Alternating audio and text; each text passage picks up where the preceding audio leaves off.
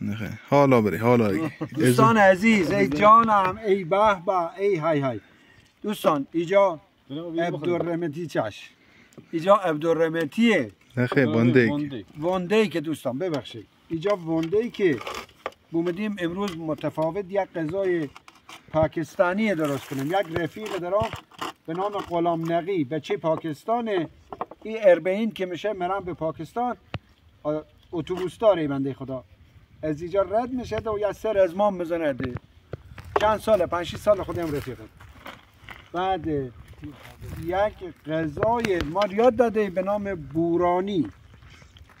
بورانی، غذای پاکستانیه. بعد مواد لازم دوستان خیلی خیلی راحته. مواد لازم مرغ، برنج، ادویجات زیاد. اینجایی باید بده کنم. تیر خورده نه بابا، مرغ تیر چی خورده؟ هر کی بینم خواهد بینم پرشتن شکار. آقا ما خودش شکار مخالفیم. تو کاغذی چی شو؟ دوستان ما با شکار مخالفیم. نگاه کنید مرغ جوانه، مرغ جوان هست اینا. بله از همین آقا است. نه اسم جوانه. بعد مواد لازم مرغ و برنج و ادویجات زیاد.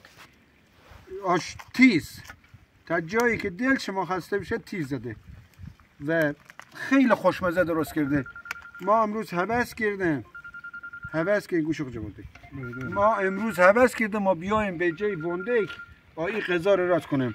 خدای علی آقای فیروزی و خدای خورم بگی آقای رحمتی. چاکر حسین آقا، مخلصم. خوب انشالله. زندگی به شرط بابا. درود بر شما. واقعا عجب خوب بلدی خور بگیری. قشنگه. ناز بگیری حسین آقا.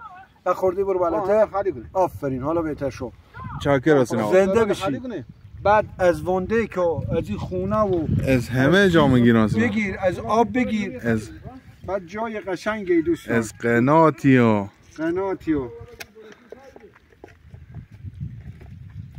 بله خود شما گزارش کردی که برو. یا خونه کنن یا حسین آقا؟ بله. خونه قدیمی اینجی جان با کدوم آقا دقیقا ارزه تو همین خونه بوده.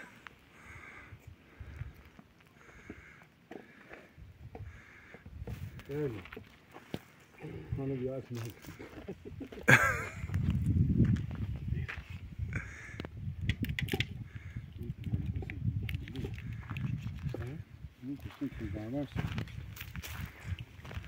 از این نهاله دارم داری حسین آقا بگیرم که جا چه نهاله داره.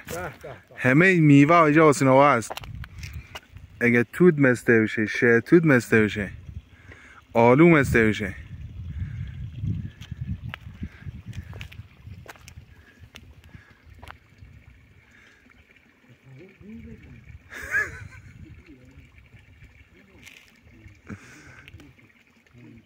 یا خب هموم قدیم اینجی نه، الان خب دیگه تخریب شده یا آقال گوسفندی شده یا متاسفانه.